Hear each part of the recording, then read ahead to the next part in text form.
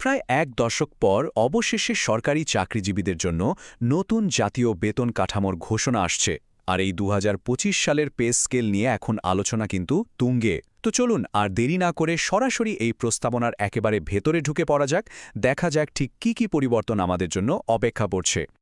তো যে প্রশ্নটা এখন সবার মুখে মুখে, সরকারি বেতন কি আসলেই প্রায় ডাবল হয়ে যাচ্ছে? এটাই তো এখন সবচেয়ে বড় প্রশ্ন, তাই না?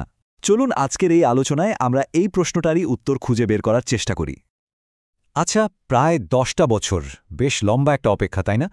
অবশেষে নতুন বেতন কাঠামোর সুপারিশটা চূড়ান্ত হওয়ার পথে, আর যে খবরগুলো আসছে সেগুলো কিন্তু বেশ বড়সড়। চলুন তাহলে মূল সংখ্যাগুলোতেই আগে চোখ বোলানো যাক। আর এখানেই কিন্তু আসল চমকটা। একবার সংখ্যাগুলোর দিকে দেখুন, এটা কোনো মামুলি অ্যাডজাস্টমেন্ট না। আমরা কথা বলছি ৯০ থেকে ৯৭% বেতন বৃদ্ধির প্রস্তাব নিয়ে। ভাবা যায়, সর্বোচ্চ মূল বেতন গিয়ে দাঁড়াতে পারে ১.৫ লাখ টাকায়, আর সর্বনিম্নটা ২৫,০০০-এ।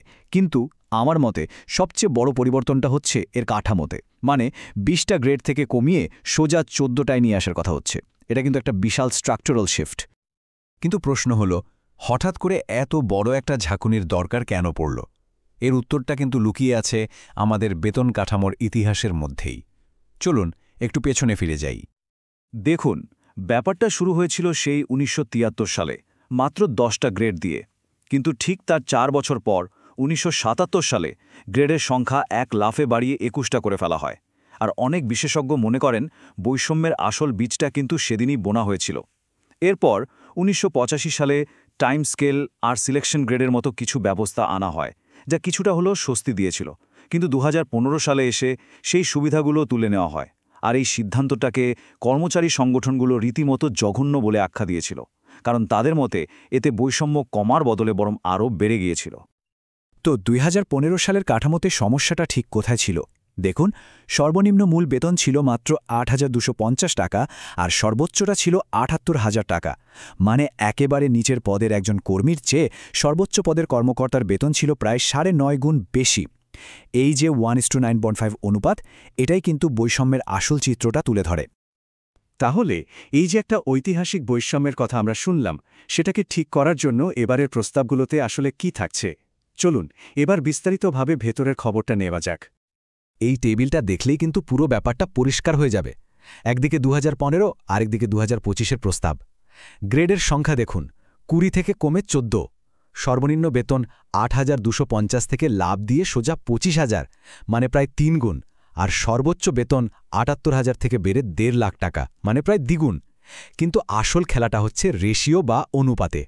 এই যে দেখুন, প্রায় ৯.৫ গুণের ব্যবধানটা কমে এসে মাত্র ৬ গুণে দাঁড়াচ্ছে। আর এটাই কিন্তু এবারের সংস্কারের মূল লক্ষ্য। এখানে একটা খুব ইন্টারেস্টিং ব্যাপার আছে যেটা বুঝতে হবে। টাকার অঙ্কে যদি আপনি দেখেন, তাহলে সর্বোচ্চ আর সর্বনিম্ন বেতনের মধ্যে পার্থক্যটা কিন্তু আগের চেয়ে বাড়ছে। কিন্তু আনুপাতিকভাবে, মানে রেশিওর দিক থেকে দেখলে ব্যবধানটা আসলে কমছে। মানে বৈষম্যটা আনুপাতিক হারে কমানো হচ্ছে। এটা একটু সূক্ষ্ম ব্যাপার, কিন্তু এই সংস্কারের একেবারে কেন্দ্রে রয়েছে এই আইডিয়াটা। সবই তো ভালো কথা, বেতন বাড়ছে, বৈষম্য কমছে, কিন্তু একটা প্রশ্ন তো থেকেই যায়, এত টাকা আসবে কোত্থেকে? এটাই এখন বলতে পারেন ৮০,০০০ কোটি টাকার প্রশ্ন। হ্যাঁ, ঠিকই দেখছেন, প্রতি বছর অতিরিক্ত ৭০ থেকে ৮০,০০০ কোটি টাকা। সংখ্যাটা একবার ভাবুন, এটা আমাদের জাতীয় বাজেটের একটা বিশাল অংশ। মানে কোনো সন্দেহ নেই যে এটা দেশের অর্থনীতির জন্য একটা বিরাট বড় পরীক্ষা হতে চলেছে। তো এই টাকা কি জোগাড় করা সম্ভব? ঢাকা বিশ্ববিদ্যালয়ের অর্থনীতির অধ্যাপক ড. মোহাম্মদ শাহাদাত হোসেন সিদ্দিকী কিন্তু বেশ আশাবাদী। ওনার মতে কাজটা অসম্ভব না। উনি বলছেন, যদি কর বিভাগ ঠিকঠাক দায়িত্ব নেয় আর দেশের প্রায় ৩.৫ কোটি মানুষকে করের আওতায় নিয়ে আসতে পারে, তাহলেই সরকার খুব সুন্দরভাবে এই নতুন বেতন কাঠামোটা বাস্তবায়ন করে ফেলতে পারবে। তবে মুদ্রার কিন্তু আরেকটা পিঠও আছে।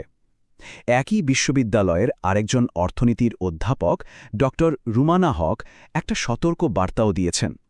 তার মতে, এত বেশি হারে বেতন বাড়ালে বাজেটের উপরে যে চাপটা পড়বে, তার ফলে নতুন চাকরি সৃষ্টি হওয়া বন্ধ হয়ে যেতে পারে।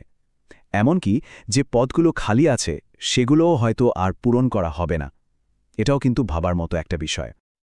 আচ্ছা, তাহলে এত সব আলোচনার পর এরপর কি? মানে এই প্রস্তাবগুলো কবে থেকে বাস্তবে রূপ নিতে পারে? চলুন এর পরের ধাপগুলো আর সম্ভাব্য টাইমলাইনটা একটু দেখে নিই। এখন যেটা হচ্ছে, পে কমিশন বিভিন্ন চাকরিজীবী সংগঠনের সব প্রস্তাবনা খুঁটিয়ে দেখছে। আশা করা যায় এই বছরের ডিসেম্বরের মধ্যেই তারা ফাইনাল রিপোর্টটা সরকারের কাছে জমা দিয়ে দেবে। আর অর্থ উপদেষ্টা যে ইঙ্গিত দিয়েছেন তাতে মনে হচ্ছে এই অন্তর্বর্তীকালীন সরকারের সময়েই এর গেজেট হয়ে যেতে পারে। আর সব কিছু ঠিকঠাক থাকলে 2026 সালের শুরু থেকেই হয়তো নতুন স্কেলে বেতন পাওয়া শুরু হবে।